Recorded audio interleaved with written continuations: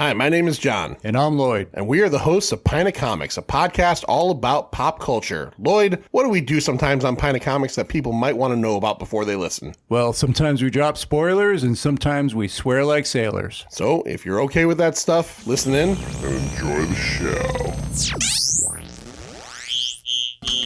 When leaving the theater, we suggest that the exit at the front of the auditorium will allow you easier access to the parking areas.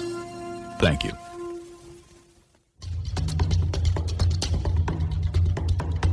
They have murder boners for this kid. It's already over budget, Mike. Yeah. I put the Instagram of me watching the DVD the other night, and he's like, burn it when you're done.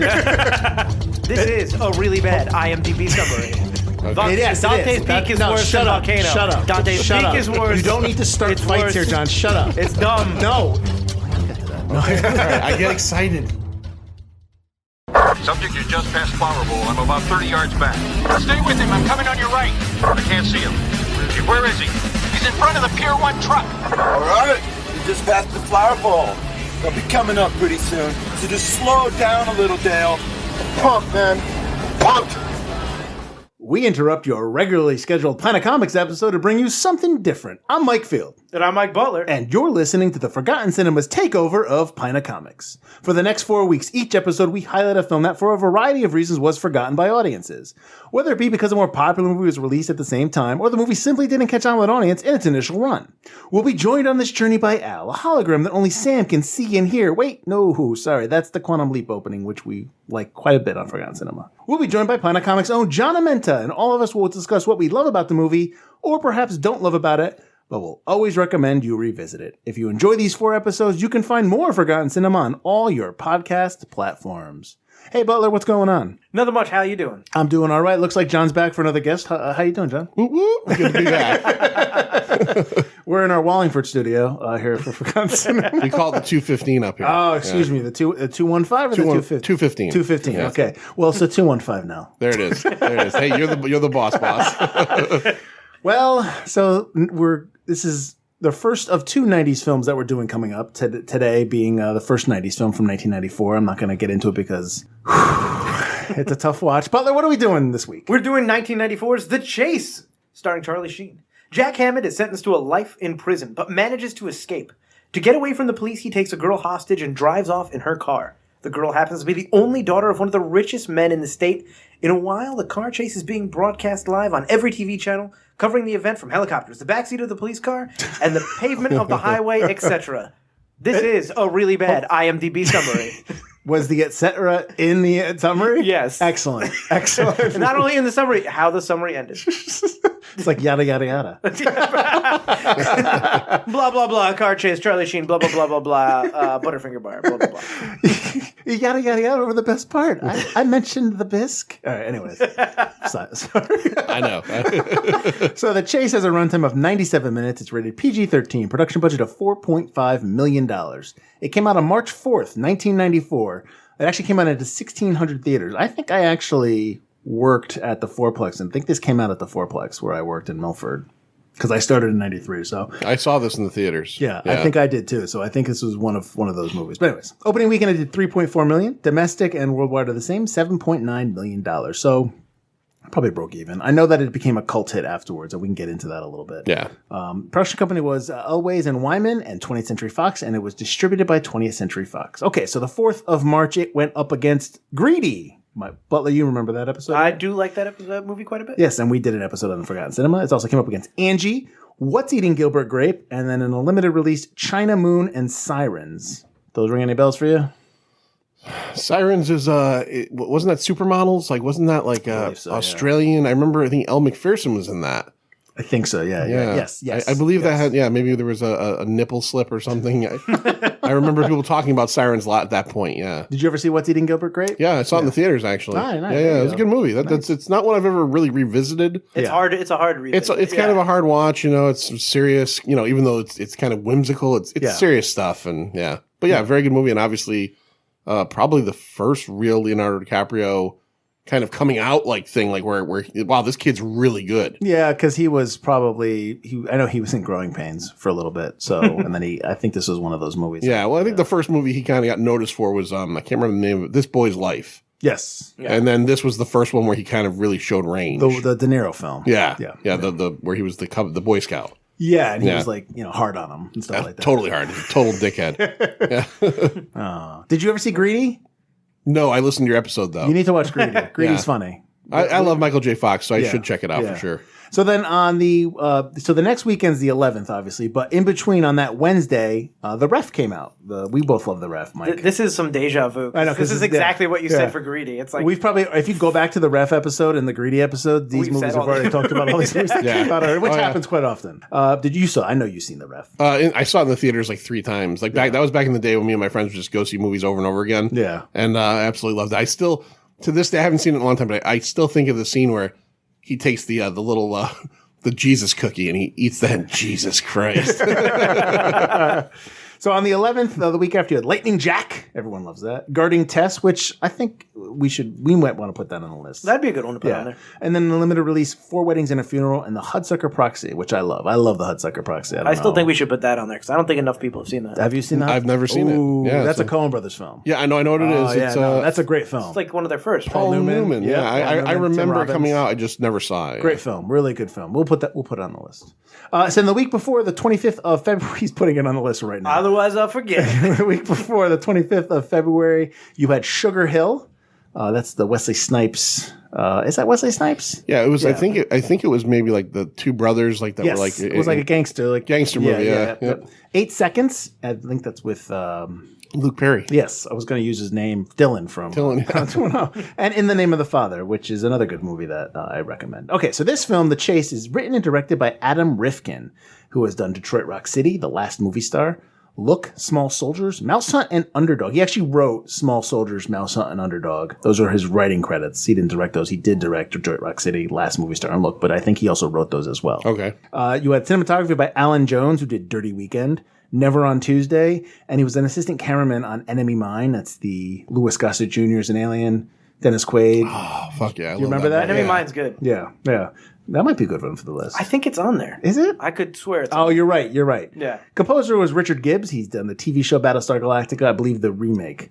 Big Mama's House, 28 Days, and the 2004 Fat Albert movie. Edited by Peter Schnick. Or Schink. Excuse me, not Schnick. But I you know what? I like Schnick. I'm sorry. Peter Schink. There we go. Yeah. I did it. I got the name right. Sorry, Peter. He did Barbed Wire in Detroit Rock City, produced by Cassian Elwes and Brad Wyman. Now, Cassian is the older brother of Carrie Elwes, who is in this movie as a cameo. That explains it. Freaking nepotism, man, all the time. Right? Go on that rant. Go. He produced. They both have produced Mudbound, Lee Daniels, The Butler, The Words, Monster, and Freeway. Actually, I think Wyman just did Monster and Freeway. Okay, so Charlie Sheen is in this film. He plays Jack Hammond.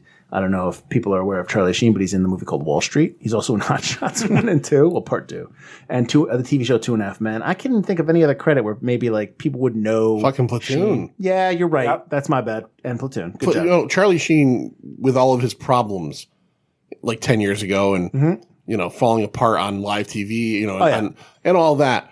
I think people tend to forget that, like, how good he was. He's not a bad Platoon. actor. No. Platoon, he was fucking phenomenal. He's got his father's talent. Yeah. Absolutely. He's just such a fuck up in real life that he buried it. Yep. You know? Yeah. Absolutely. Christy Swanson as Natalie Voss. She is the original Buffy the Vampire Slayer in the movie. She's also in The Phantom, another forgotten cinema film that we did actually suggested by John, who was mad at us because we didn't love it. You didn't like it at all. You guys liked the fucking Shadow, which is garbage. The Shadow's fantastic. Come on now. Don't start. Shoot. How could you hate the Shadow? Shoot through him. Oh, come on. So fucking bad. No way. The Shadow is the bad version of the Phantom. That's Look at the Phantom's outfit. Hey, that's a fucking 80-year-old character, man. Who cares? You have reverence. She's also in Higher Learning. Do you remember? Did you see Higher Learning? Oh yeah, in the theaters. Do you remember the hype for that movie? Oh when it came out? Because it was hot out. Because he had just done. Was it after Boys in the Hood? He did Poetic Justice and then Higher Learning. Yeah. Okay. Higher Learning is one of those movies that when I saw it at like 22 years old was really heavy and like I thought thought provoking. And then I saw it many years later, and it's so fucking like heavy-handed. It's really 90s. It's really 90s, and it's so fucking ham-fisted and heavy-handed with like the messaging, and you know what I mean. Like it's still good. Yeah. But I mean, that's a movie. It's got school shooter in it. It's you know what I mean? Like, yes. Yeah. I wonder if that one plays a lot like on cable because it's so problematic in some ways. I've never just like been on HBO or anything like that or Showtime and seen it. Yeah. So no, I wonder if it's just kind of pulled from rotation. Yeah, I mean the whole ending, is essentially a school shooting, in a college. So yeah, I'm assuming they probably just said, "Fuck this, bury that one." Absolutely. You had Henry Rollins as Officer Dobbs.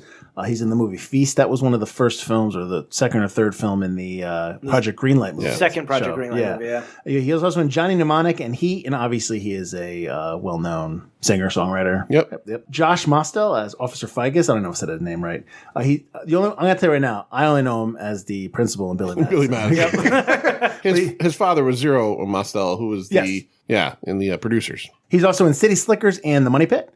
Wayne Grace as Chief Boyle from Friday the 13th, the final chapter. I thought you might know that. That's why I have in there because you did that whole fun. Yeah, we did all those movies, but those people, you divorce yourself from your brain on those, He's also in Fire in the Sky and Volcano. Everyone's the same color. Rocky Carroll has Byron. I hate that ending. That's a Volcano. You remember that ending of Volcano?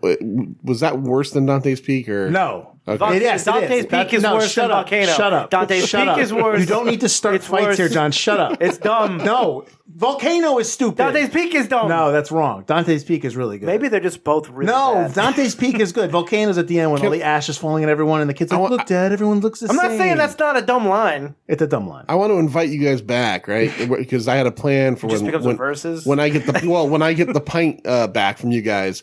I was thinking You're not getting it back, John. I was thinking of doing like a series of episodes that are almost like TTTs, but like verses or just regular verses, like Volcano versus Dante's Peak. Yeah, Dante's Peak, and maybe Deep Impact versus Armageddon, and we just kind of go over different things about that. Sure, Mike. All right, ring the bell. Ding ding. Hey Tommy, I didn't hear no bell. My ring's out. Tommy Gunn's ring's out. No, Tommy Gunn only fights in the ring.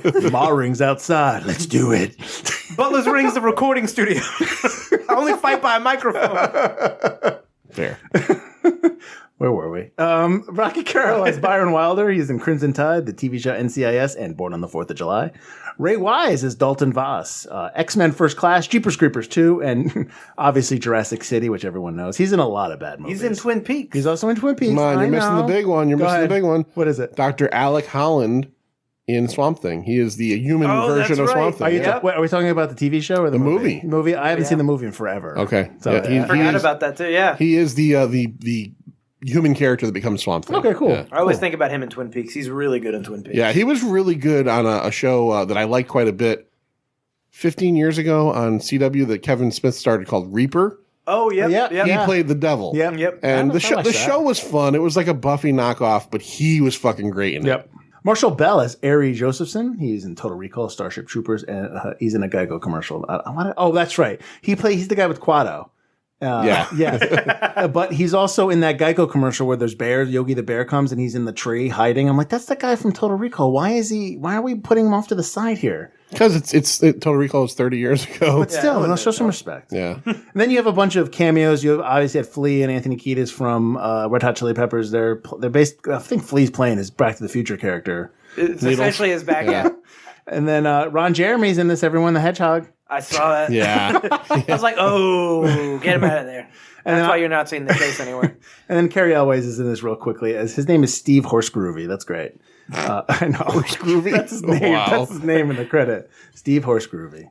So, all right. So, let me do a couple more facts and then we'll get into the movie. This was filmed July 1993 to September 1993. And it was actually filmed in the Houston area, which I was surprised because it's supposed to take place in Newport Beach. I just assumed they would just shoot in California. So I was surprised that it was in Texas. It was easier, from what I read, to shut down sections of the highway in Houston than it would be in California. Yeah, that makes sense. Yeah. All right, so I'm going to tell you right now, this movie's garbage. You're wrong. I do not like this film. Okay, really? and that's fine. It doesn't make the film garbage. It just makes your opinion.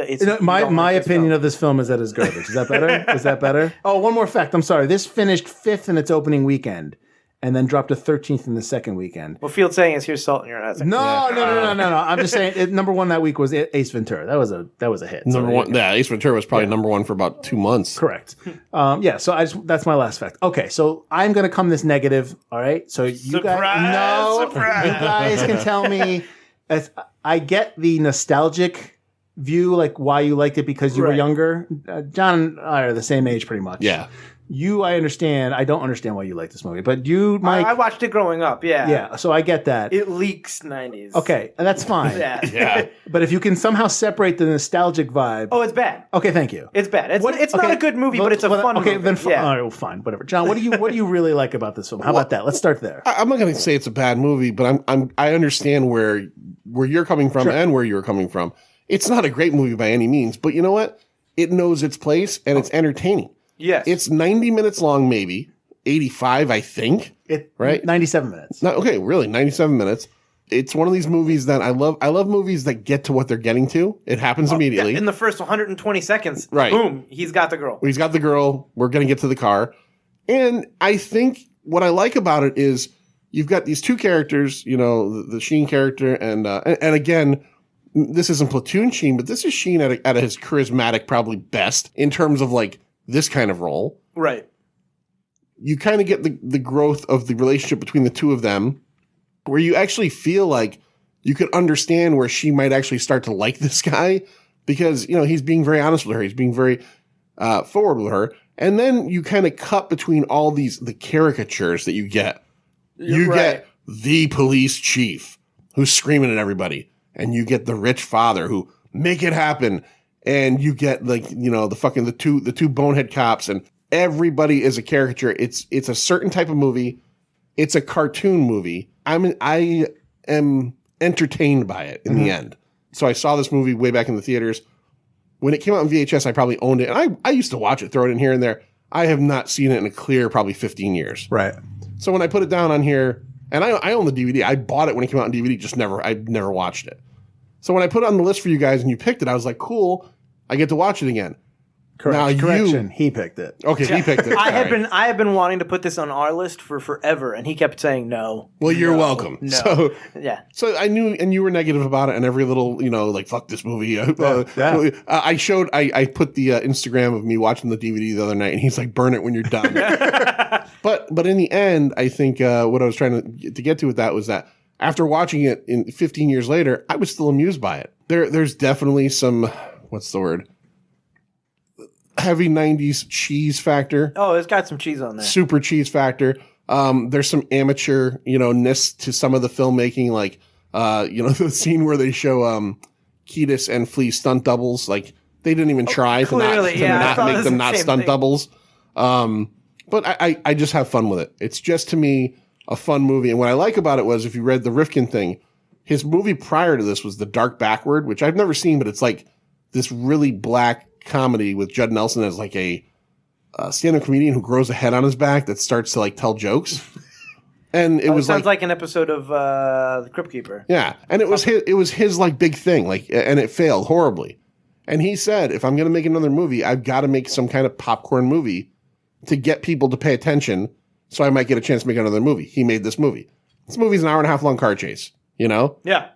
and it's got a sex scene while they're driving. I'm in. A dream sex scene. Yeah. So no, I just enjoy this one. It's fun. I respect your opinion. Okay. No, he does not. You I do don't. not. No, I do. I respect it. He likes the movie. I just still don't like it. Now, I don't know how I want to attack this, because I get it. It's got satire involved with it, and so it's really difficult. And we talk about with our comedies that you can't really hold them to a certain account. I do want to put there, because you were saying the satire thing. Yeah. It also, like we said, reeks of the 90s. This is 2 months before the OJ chase.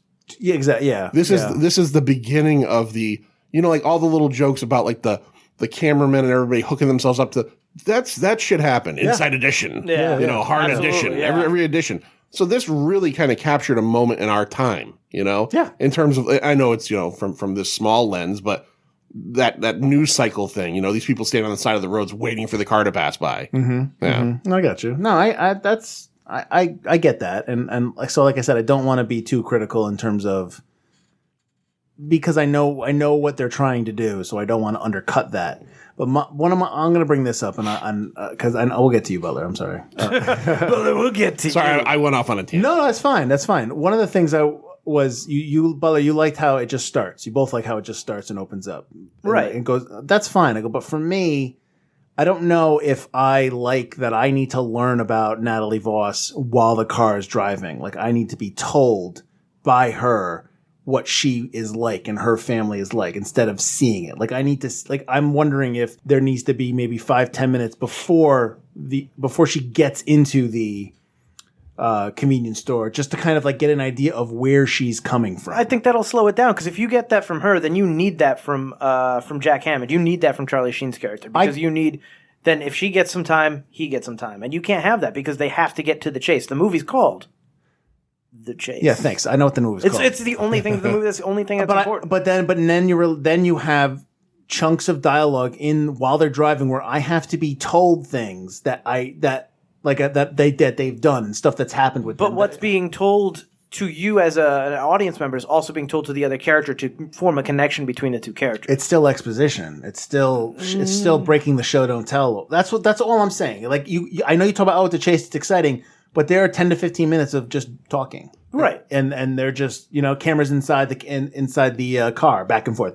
Do you think that was a conscious choice on either the writers or, filmmakers end? Because when he grabs her, the way she's dressed in the convenience store. Yeah. The way she's dressed with the floppy hat, she's obviously this good-looking girl. She's looking at fashion magazines. Do you think they did that because they want you to initially be surprised by her kind of character? Like not turn, but the fact that she's not a shitbag rich girl?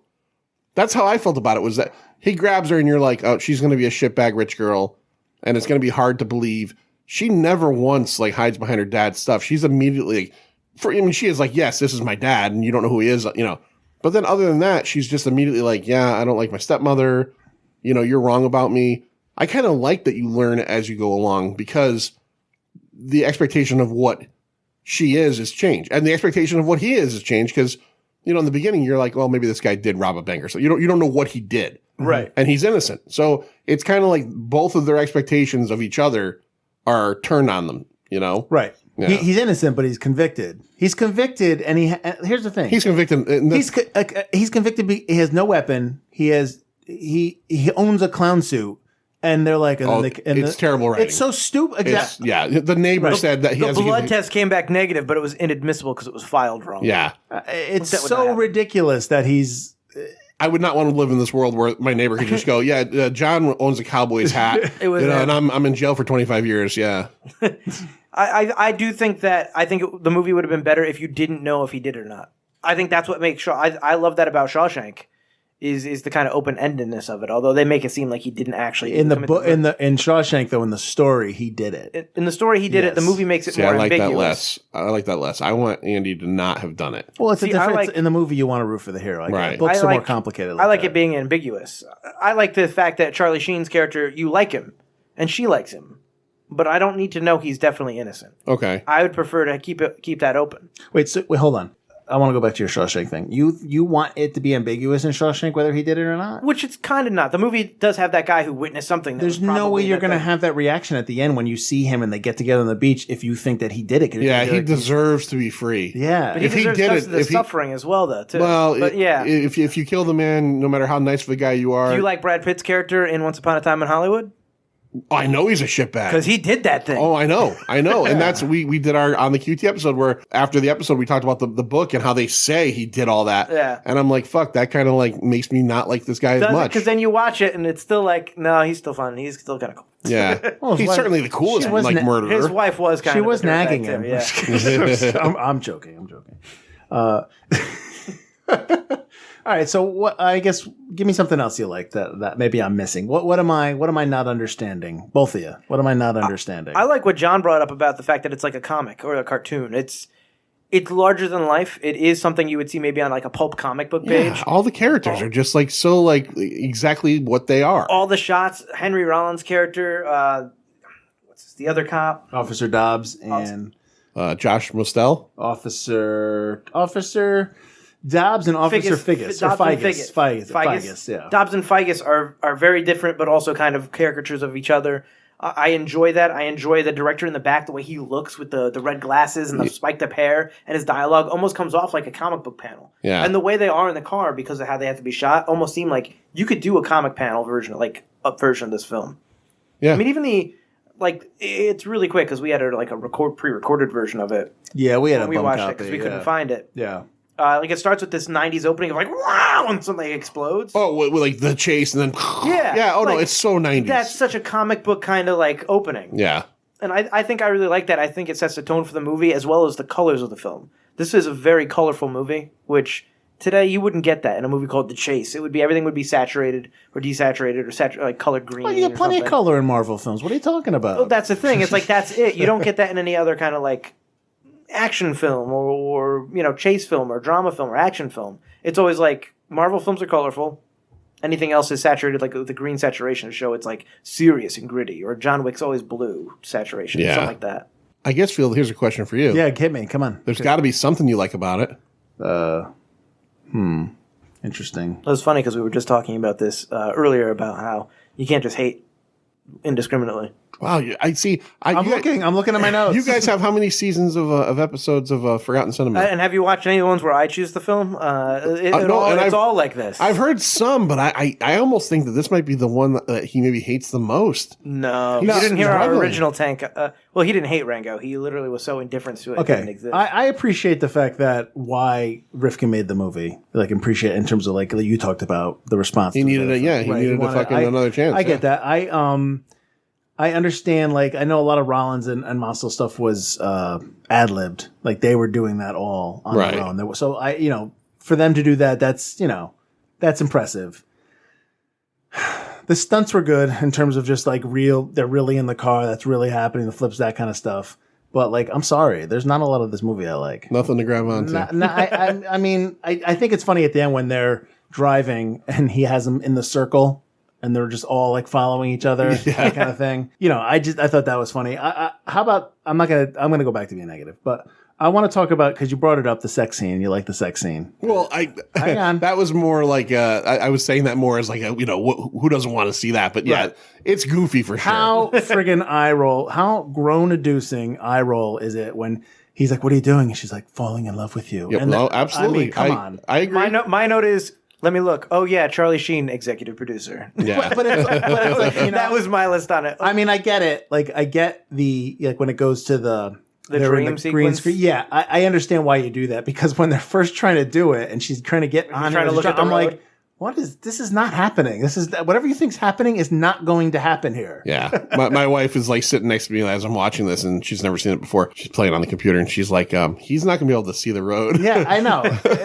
I'm just like, what? And I remember when I first watched it, I was like that. I was just like, this is ridiculous. Oh no. Again, I do enjoy this movie, but like anything else, it's got its faults. The sex scene is gratuitous. It's gratuitous, but you know what? It's memorable. And there's no nakedness or its ridiculousness. Yeah, well, that's what I'm saying. Is there's no nudity in it. It's not graphic, but like it's gratuitous in it. Like it's too long. Stop. Yeah. Well, yeah. When she gets on top of him, and you obviously know that they're doing it, that's one thing. But then when it goes to that slow motion, like the clouds, you're like, okay, I get it. They're in love. They're making love, not having sex. Charlie's like, can we get some greens? Let's keep this kissing thing going. Chris, come back. Let's keep it going. Flash forward to the end of the film when Charlie Sheen's got a fake mustache on. He's got a ponytail. He looks like some like. Well, did you see him in his mugshot? Yeah, he looks like he did. That's like what he normally looks like. Yeah, I was just like, what did they? I wonder if they came back and shot that. We need an ending tag. Let's just get it together. I was wondering how they get the money to be at a resort. Well, she's not inheriting any money. Well, here's the other thing too. Mexico doesn't have has an extradition treaty with the United States. But that's a classic thing in movies. Let's fly into Mexico. Yeah. They're just going to bring you right They've back. had it since 1862 when they renewed it in 1978. I looked it up. I don't know why it's always Mexico. It's never, let's go to Central America, I guess, because then you have to get through Mexico. Yeah. And then the other thing is like, so when Natalie somehow realizes that she's going to kidnap the producer or the director and they're going to escape and then she shoots the helicopter and blows up. Yeah. There was a dude in there. He's dead. Like there was the helicopter's running. The pilot. No one leaves the helicopter while it's running. Right, look, well, now she's really wanted. Now they really do have to run away. They took a scene out where the guy went like into the woods to take a piss. A-Team, the guy they cut back like the A-Team, and the one guy always escapes when the Jeep flips over. Yeah, or he's taking a leak. He comes back and he's like, my helicopter. Those were the best when the A-Team, when the truck would flip over and then cut back, and then you see the guys get out there like brushing off the dust. Oh, yeah. As you would. I thought that the more, I guess I didn't think about her killing anybody, but I thought, man, this rich girl who's never shot a gun before just like fired a fucking like a 9mm slug into a helicopter and it exploded. Right? She shot the blades too. Like she's like fucking like Deadpool. Like, what is she doing? I love the when the helicopter takes off and it's supposed to be Jack giving them the salute, and it's clearly some other dude and some other girl in that helicopter. They certainly had a hard time in this, as we discussed with Flea, and they certainly had a hard time trying to make anybody believe that stand-ins were not the actors. Yeah, like you couldn't bring Charlie Sheen 8 feet off the ground to do a salute and then bring him back down. You're talking about the gun. In the beginning when it first starts, and Jack shoots the car.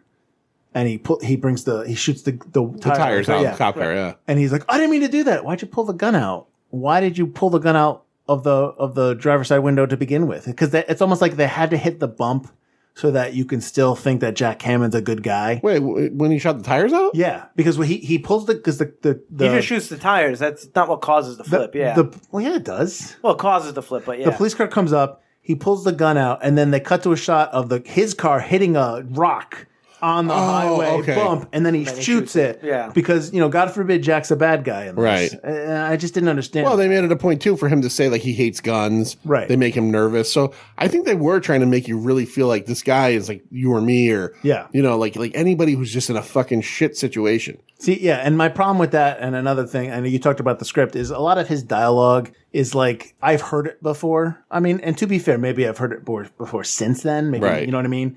But it's dialogue that, like, I could have, if I'm watching in the theater, I might have, we would have wrote it down. Oh, he should say this. Like, that kind of dialogue. I'm the innocent man. Yeah, it's just a lot of stuff. System shit me, man. It's just a lot of stuff that is just so generic. Again, it might be because I have watched a lot of movies since then. Right. You know what I mean? Going back, it just seemed like I've heard this before. It didn't seem anything, like I wasn't learning anything interesting. The idea in terms of what he's trying to do with the satire, I get in terms of the news and stuff like that. We were talking about with Extra and like before the OJ chase and all that stuff. I get that mentality. It's just the dialogue in and of itself just kind of like left me flat. All right. I'm okay with your negativity. No. I'm not. And again, you're the guy that didn't like the Phantom. So I mean, I just said the Phantom was okay. So good, such a good movie. When's the last time you watched it? Probably around the time that you got 2 years ago, maybe. So that's a while. Yeah. Maybe you should go back. I'll go back. You made some mistakes. 2 years. 2 years is different when you're Butler's age, not when you're our age. Like, you know what I mean? Like in opinion. So did you know that this was accidentally shown at the Dublin Film Festival? Yes, I read that. As part of a classics retrospective. Instead of The Chase from 1966 starring Marlon Brando, this movie came up. Yeah. Could you imagine, like, how long were you in the theater until you came out going, I don't think this is the film? Yeah. I don't remember Marlon Brando getting fucked while he's sitting in the car. This is a classic? Did you know about the original title? Not that I remember, no. Cultivating Charlie? Oh, Christ, no. What? No. The character's name isn't even Charlie. Maybe that was the fake title. I don't know. The originally was titled Cultivating Charlie. Terrible. Fucking A. Like, look, you might not like the Chase the movie, but can you admit that the title just really tells you what you need to know? Right? I mean, right there, it's the fucking Chase. So, I mean, Butler, you've kind of said like what you like, and you've given some stuff that you agreed with me. Right. But give me something that you didn't like that I haven't brought up. There's the passage of time in the film really bothers me. The fact that it's supposed to be this one chase, and you get to the point where it's 30 miles, it's 20 miles, it's 10 miles, and all of a sudden we cut to night just to have a night shot. Right. I thought the passage of time could have been a little bit more real time. I mean, it's an hour and a half movie. Why not make it an hour and a half long chase? But you make it this like days long, like whole day long chase. Where in that case, in the question that comes up midway in the movie of what do you plan to do when you have to get gas? And he's like, what do I have planned to do to get gas? And he shuts the phone off. What do you plan to do when you have to get gas? Because it's apparently 30 miles has taken you 90 hours, even though you're driving at probably 100 miles per hour down the highway. I didn't understand the passage of time. Yeah. And I think a more real time type movie would have been a little bit better. I agree. What about, is there something that you didn't like that we haven't brought up? I don't like the ending. I don't like the whole, like, how it resolves itself with starting basically from when he's about to give up, when he tells her to get out of the car, to the point where the dream sequence where he gets out of the car and gets murdered by the cops. And then essentially, like, her, like, risking, I get it. As she says in the car, I'm not doing this only for you. Doing this for me. But she takes the guy hostage. She blows the helicopter up, and then they escape. I kind of just wish it would have ended with them getting away in the chase. You know what I mean? Like, gotcha. It just the chase, like, maybe stops for a little bit, but then they jump in the car again and somehow like lead them on like the last leg and get through somewhere. Mm-hmm. I don't know why. I don't like that whole ending bit as much as I like the rest of the movie. Well, to your point about the ending and his dream, it was like forever for him to pull the. That's what I'm saying. Yeah. It was. It felt like time stood still. Yeah, they cut back to him like 8 times. Yeah. You know, he pulls the finger out. Yeah. They blow him away. It just seems like everything. You know, you got a movie that's kinetic. Yeah. You know, it's pretty kinetic. Like you said, it starts immediately. The chase is the whole movie, Right. and then all of a sudden you've got this 6-minute scene that's 40 minutes long. Right. Yeah. I would have preferred if that was the end of the movie as well. I would have preferred If he got shot? He got shot. That's how it ends. No way, That's dude. The movie is so what's the tongue in film- cheek. What's the film? The Goldie Hawn movie with Steven Spielberg we watched. I always forget the name of.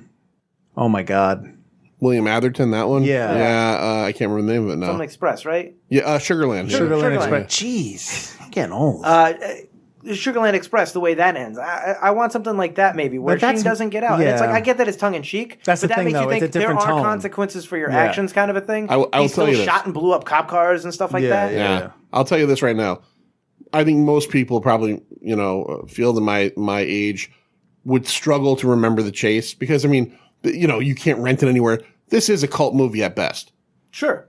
If this movie ended with him getting killed, people would remember this movie more because they would go, I think so. They would go, yeah, that was that real lighthearted motherfucking movie that they fucking murdered Charlie Sheen at the end on. You know what I mean? Like, because tonally it would be so different. It wouldn't, Absolutely. but it wouldn't have made $8 million at the end of the box office. It wouldn't have made You its think money. you could have just done worse? What about the end of Thelma and Louise? How about this? Well, I mean, that's a little different. Obviously, that's a better done movie. by I an get Oscar that. winner. Yeah, no. I get that, but Yeah. still, that had the same kind of ending as well. Yeah, but that's because that's that type of film. I would say this, that even though, forget about the tone of the chase, which is different from Sugarland Express. Sure. I think that even if they did do that ending, they're getting notes from 20th Century Fox telling you change the ending. Oh yeah. So there's no, I mean, If he hadn't pulled the lighter out, which he had clearly lost. no, And he it's pulled like- a book of matches out. A book of matches. Yeah, and he which clearly- made no sense. Exactly. But that's how you knew it was a dream sequence. If Okay. like that's not how it began, I would have thought it was the ending, and then they were like, add stuff. Right. We need to reshoot this. yeah.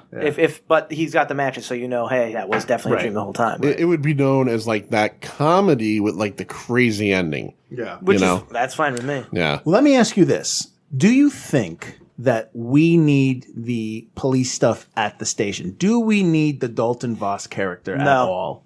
Oh, Yes. you need him because you need that with Christy Swanson's character. Why? To show that she's honest, that's actually what her father's like. But Yeah, I don't think you need the whole police chief. I don't think you need as many characters. You could have done this with fewer characters. Yeah, for sure. absolutely. What they made the Dalton Voss character, like he shows up, like because he's so rich. And I get it that they're Newport Beach, but they're not in Newport anymore. They're in San Diego. And quite frankly, when they pull off the road at the border, I don't know where they are. I don't even know if they're in Mexico yet. Do you know what I mean? Like, No, that was before Mexico. yeah, so they're in San Diego, so they're out of their jurisdiction. But Dalton Voss can just show up, walk in the middle of the hostage situation, and just start yelling and berating. I hate to say this, but I think that's a part of the when they say he's the Donald Trump Yeah. of the West. Gotcha. At that time, as you remember, in the 80s and 90s, even whatever he was actually doing, that was the thought of Donald Trump's like the richest guy in America. Yeah. He could probably do anything he wants.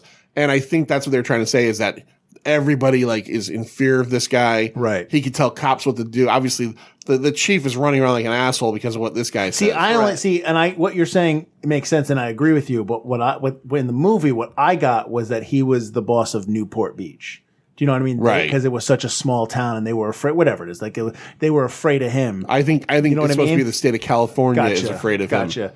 And I agree. I do think that you don't need as many scenes back at the, of everybody watching this very small Yeah. TV. You only need 1 or 2 scenes Yeah. with Dalton Voss. So I think that this movie maybe could have done better if you shave 10 minutes, and it's just an 87-minute movie. I don't disagree. Yeah, no, I'll go with that. I think you do need the cop stuff because I do think what Figus and Dobbs talk about. I like that stuff. I like that kind of take on the cops. Sure, that's mentality. fine. I like Dobbs. But they're take of, in the- like being they're a in the chase. street warrior, or whatever. But they're amidst the chase. Oh, I get That's what that. mean. Yeah. No, but I think their stuff is really good as well. And I like Figus being like, I shot a guy once. It sucked. Yeah. Like I like that the difference of honesties, but they're both still very honest about who they are. Did you want the video that the guys in the back of that seat, in the back of the car that were filming? Did you Right. want a payoff of that, like what that was going to become? I mean, maybe in this... I was waiting for the tape to either get destroyed or something to come of it. Yeah, you want some kind of payoff that you don't get. Right. Either the tape getting destroyed, like, they worked so hard for nothing, or some guy to go like, oh man, my microphone wasn't working the whole time. Yeah, I never hit the record button or something. There needed to be a punchline at the end of that or something, yeah. Yeah, they were just more caricatures in the movie.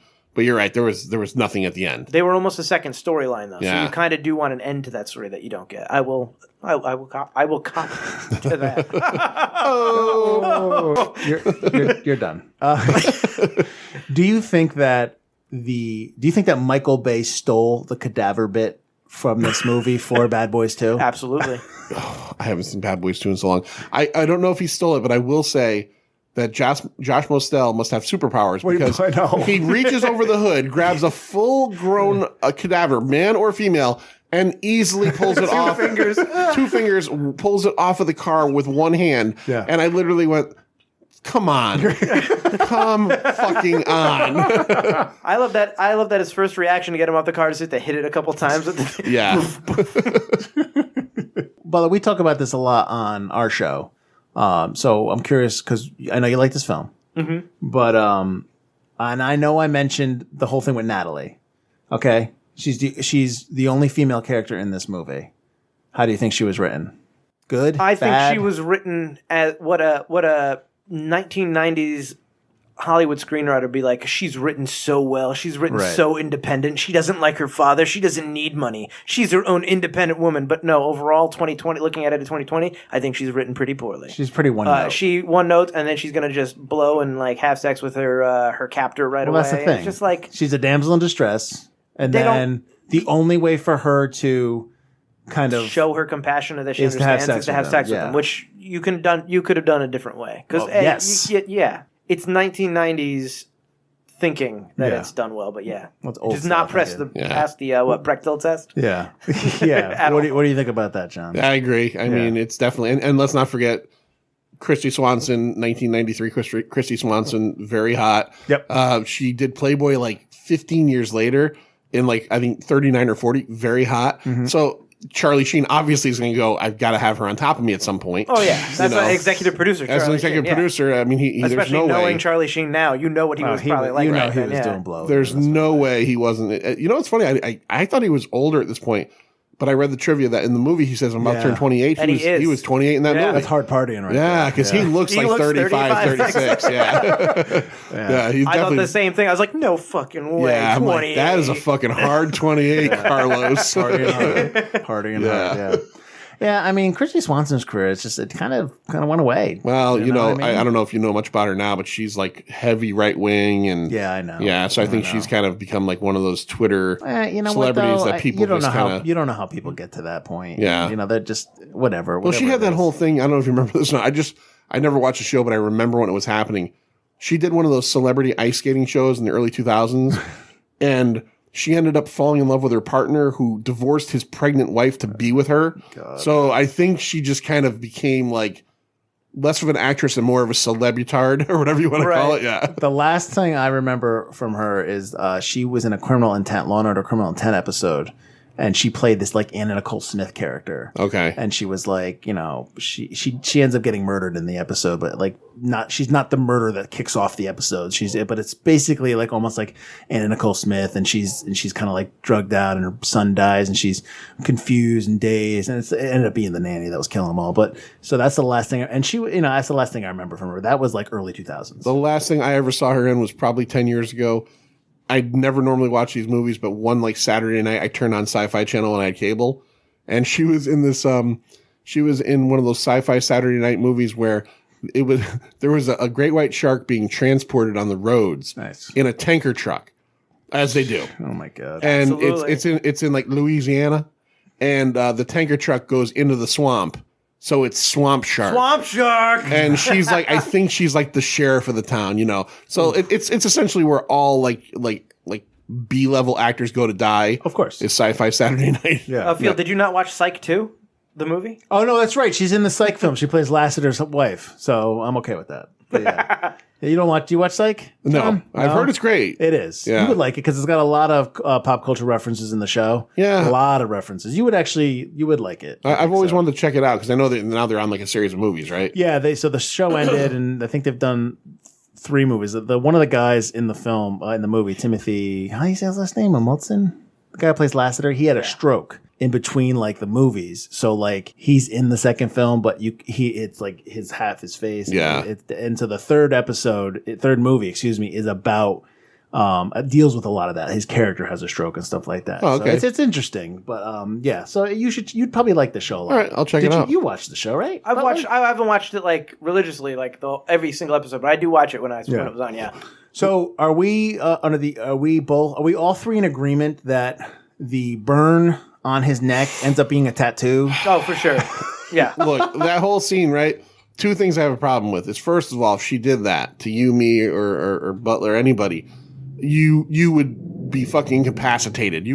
That would hurt so fucking bad. And secondly, I thought what would have been a great running joke in the movie that they didn't go with was how it's just festering worse and worse as the drive goes on. It would keep hurting the whole time. It would be weeping. It would be like crusted over, and I think it would be kind of funny. I think it would be kind of funny. I love the fact that she's wiping it with the wet wipe, and then she's like around his neck. Yeah. And he's like, what's going on? Again, that's because she's not a well-written woman. Yeah, I know, but yet you all liked it. Okay, anyways, we kind of talked about it a little bit, but why do you think it's forgotten? I'll ask both of you guys. Why do you think it's forgotten? We'll start off with our guest. Yeah. Why do you think this movie's forgotten? Something we like to ask our audience. 90s, okay, early 90s, didn't make a lot of money. Right. You like that it didn't make a lot of money? No, but I mean, but let's be honest. The more money a movie makes, the more popular it easy on home video it's to find. Here we are in 2022. You guys do older movies all the time. Yeah. We do them on the former Pint of Comics all the time. You normally, go on to Google, type in the movie name, and it tells you where you could find it. You can't find The Chase anywhere, right? What I like is if you IMDb The Chase, there's only 2 movies that pop up. You have to hit find more movies. In any other search, they give you like 40 movies. The first movie is the Nicolas Cage movie from 2011, The Chase. Oh, the TV show. No, the TV show with Nathan Fillion, right? Yeah. No, that's not called The Chase. It's The Recruit. Was The Chase is like a game show. The Nathan Fillion one was I think it was The Chase. Yeah, it was like cross country. No. This is a different thing. This is after Firefly. It lasted like 5 episodes. It was like a cannonball run race. Drive. No, fuck, I don't know. Butler, look it up. Here's what I know. I'm looking up The Chase right now. Here are my 2 options. The Chase, the TV series from 2021, which is a game show. Okay. And then The Chase from 1966. I don't get any other choices. You don't get the 2011 one? No, I have to hit find more title matches, and then it will give me a list of more movies. There are about 40 movies called The Chase, and they are like, these other movies are so bad that I'm not even going to list them. You only get 2. And then The Chase is that if you hit search more. So that's part of my answer is that if you're not someone of our age that saw it early that want to seek it out. Someone's trying to bury this. Right. This is E.T. the video game, right? Charlie Sheen and Are there or DVDs someone. in a landfill? Yeah, I've got one right over there. So that's the only reason I was able to watch it is because I own the fucking movie. Drive, 2007. Drive, correct. Yes, Nathan Fillion. Let me ask you this. How about, because it says it's a cult following. But who's it a cult following with? What age demographic is it a cult following with? Our age? Our age, just not you. So not intelligent filmmakers. Oh. I'm just kidding. That's why people don't want to listen to us. I know. No. I'm just kidding. It's discourse. Well, how about? Do you think younger than Mike, not Mike, but Butler's age, but 20 somethings? Do you think they're ever gonna find this film? No, because nobody will let you find it. Well, let me ask you a question. Do you think if you showed them this film, they would be into it?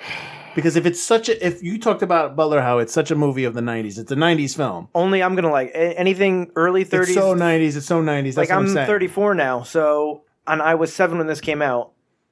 I'm kind of like the last part of like being a 90s kid. So I think anybody earlier than me isn't going to like it because they're not going to like that. Yeah. Well, the question is nostalgia. The content that they're satirizing, is that really going to... No, it's not timeless. Right. Is it really going to make anyone understand that if they're watching if they're 25? No. They're not going to understand the crazy news aspect of it. Yeah, like John said, those editions don't exist anymore. No, it's 24-hour news cycle now, so there's no need to do that. impetus to be on that 6 o'clock slot when everybody gets home from work and be like, I got to turn on that news. Did you hear what happened on the radio? Yeah. It doesn't exist anymore. Could you remake this film? No. I mean, you can make a film like this where it's an hour-long chase, but I mean, that's just such a basic premise. Right. Yeah. Every time I listen to your show, I always find this part, for me, when I'm listening, I'm thinking to myself, what would my answer be? It is the hardest to answer because it's forgotten by people our age because it came and went. Yep.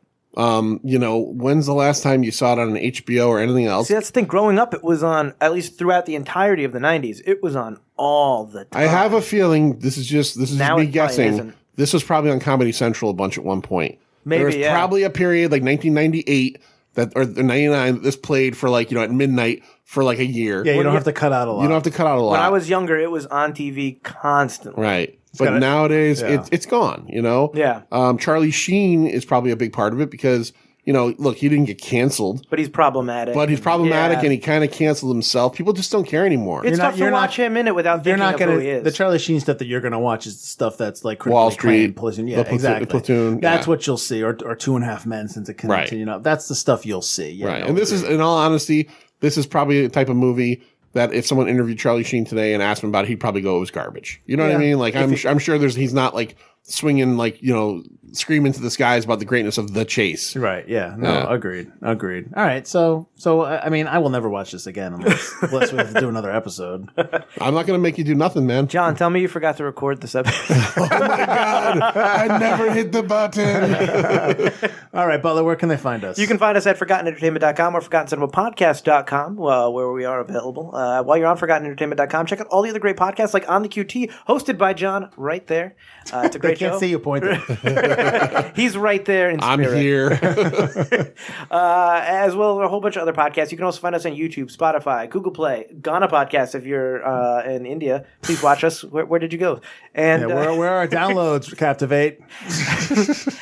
check us out, and that's it. That's it? Check us out on Instagram and Facebook as well, Forgotten Cinema. All right, so join us next week as we're going to wrap up Forgotten Cinema's takeover of Pina Comics with another film from the 90s, 1992, Trespass, starring Ice-T, Ice Cube, William Sadler, and Bill Paxton. So that is next week. We will see you then. Have a great week. I am Mike Field. I'm Mike Butler. And this has been Forgotten Cinema's takeover of Pina Comics. That's right, John. It's ours now.